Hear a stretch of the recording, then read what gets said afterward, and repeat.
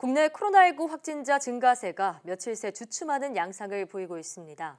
날이 따뜻해지면서 코로나19의 전파성이 떨어지고 있는 것 아니냐 이런 말도 나오는데요. 하지만 기온이 다시 낮아지는 가을철에 코로나19가 재유행할 가능성도 제기됐습니다.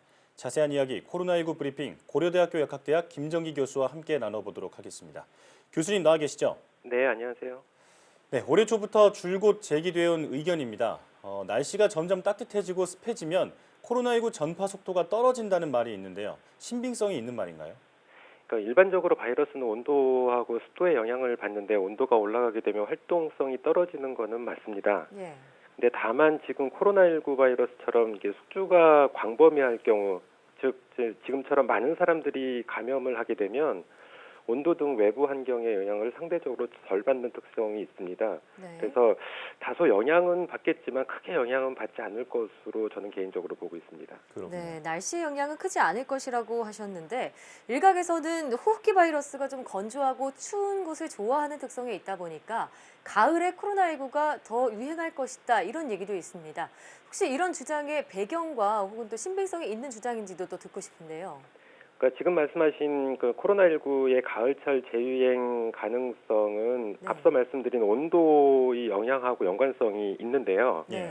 그러니까 일부 전문가들은 코로나19 바이러스가 여름철에 활동성이 줄었다가 온도가 낮아지는 가을에 다시 이 재유행을 할 것이다 이렇게 예측을 하고 있는데 이거에 대한 근거로 보이는 게 과거 1918년에 유행했던 스페인 독감 사례를 들고 있습니다. 예. 그래서 스페인 독감 같은 경우에는 1차 유행과 2차 유행이 있었는데 2차 유행이 1차 유행보다 전파력도 높았고 병원성도 높이 보인 바가 있는데요. 네. 이거의 가장 큰 요인 중에 하나는 변이가 발생을 했기 때문인데 네.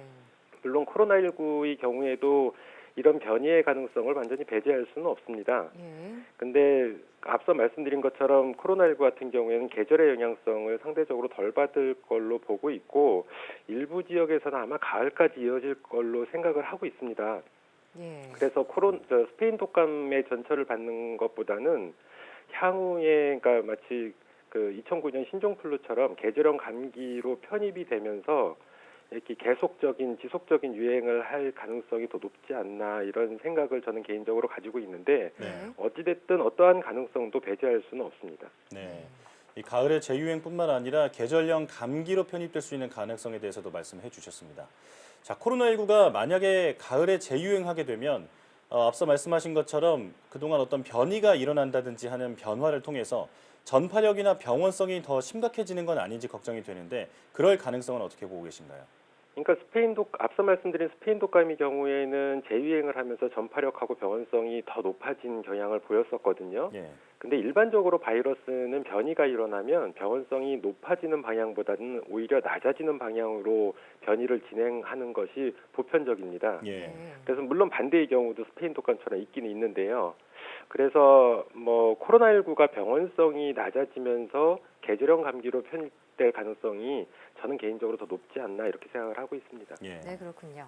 자, 그런가 하면 국내 확진자 수 증가세는 조금 주춤한 기세를 보이고 있습니다. 하지만 이제는 유럽이나 미국 등에서 들어오는 해외 유입이 걱정인데요.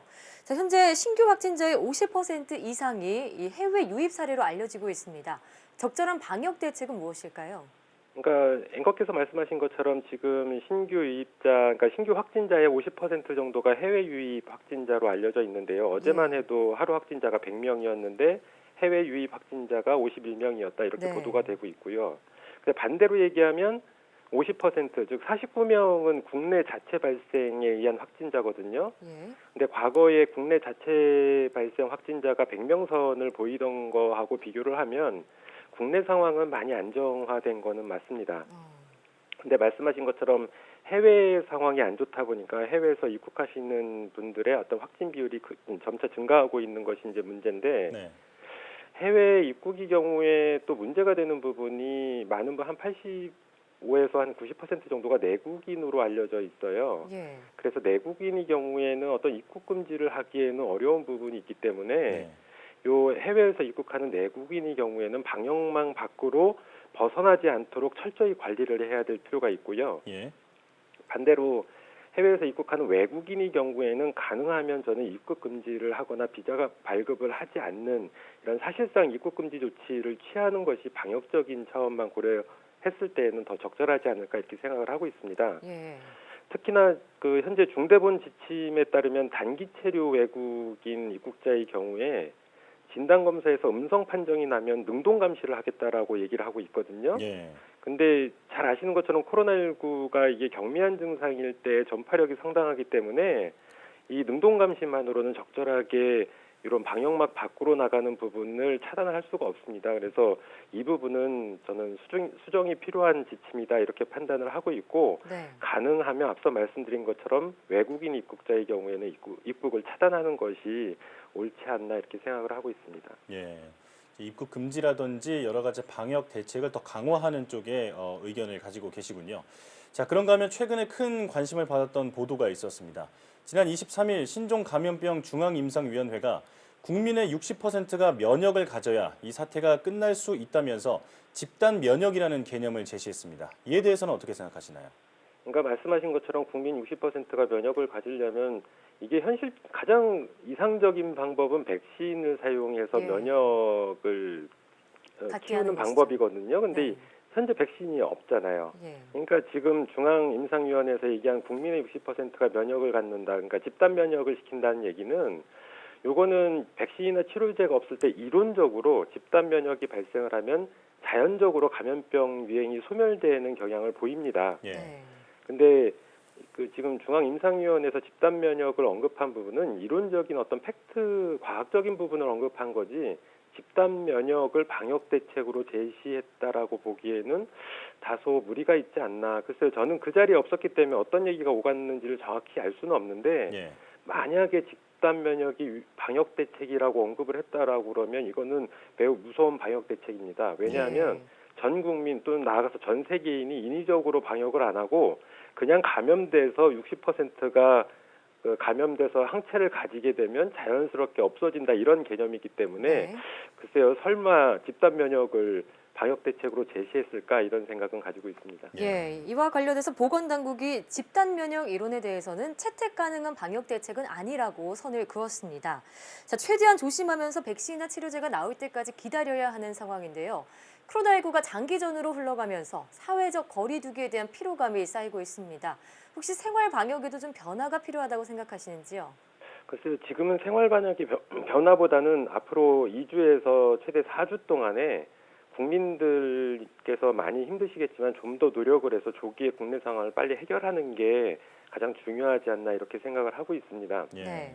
그래서 지난 2달여 남짓 동안 코로나 때문에 여러 가지 면에서 국민들께서 굉장히 많이 힘들어하시고 경제적으로도 힘들었는데 이 국내 상황이 장기화되면 경제적인 타격이 너무 큽니다. 그래서 앞으로 한 달 이내에는 어떠한 방법을 써서라도 국내 상황을 원점으로 돌려야 하고요. 특히 해외 상황 같은 경우에는 이제부터 시작이기 때문에 국내 상황을 조기 안정화시켜서 내수를 활성화시켜야지 현재 어떤 코로나19 때문에 발생하는 경제적 피해를 그나마 최소화할 수 있지 않을까 이렇게 생각을 하고 있거든요. 예. 그래서 지금 다소 피로감이 쌓이고 힘드시더라도 국민들께서 좀 더 힘을 내시고 감염병 예방 수칙을 준수하거나 사회적 거리두기에 좀 더 동참을 해주실 것을 저는 부탁을 드리면서 실제로 오늘도 날씨가 굉장히 따뜻하고 요즘에 이제 꽃도 막 피고 하다 보니까 국민들께서 이제 야외 활동을 시작하기도 하거든요. 근데 인파가 몰리지 않는 그런 한적한 야외에서 특히 외부인을 동반하지 않는 가족 단위의 바람쐬기 정도는 현재 우리나라 상황을 고려해 볼 때 좀 괜찮지 않을까 이렇게 생각하는데 네. 야외라고 해도 사람이 모이게 되는 자리는 반드시 피하셔야 되고요. 예. 식사도 가능하면 도시락 등을 지참하시는 이런 방법으로 해서 약간 피로감을 좀 낮춰주는 이런 방법들은 괜찮다라고 보는데 근본적으로는 어쨌든 사람이 모이는 접촉하는 그런 자리는 야외라도 피하시는 게 맞습니다. 예. 자, 사태가 길어지면서 국민이 느끼는 피로감도 심해지고 있는 상황이지만 끝까지 긴장의 끈을 놓지 않고 확실하게 대응하는 것이 중요하겠습니다. 지금까지 고려대학교 역학대학 김정기 교수와 함께했습니다. 오늘 말씀 고맙습니다. 감사합니다.